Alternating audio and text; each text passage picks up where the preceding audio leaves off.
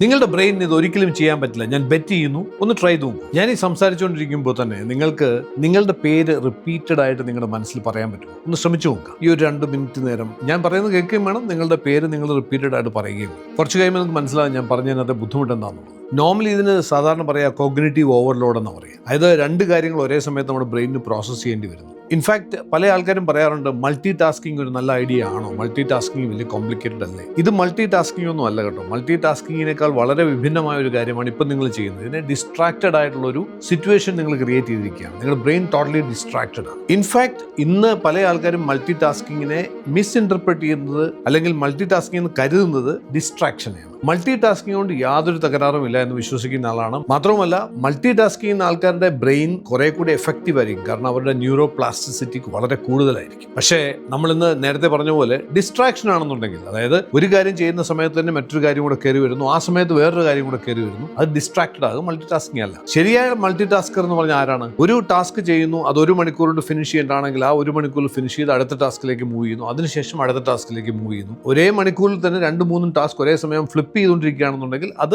Distraction.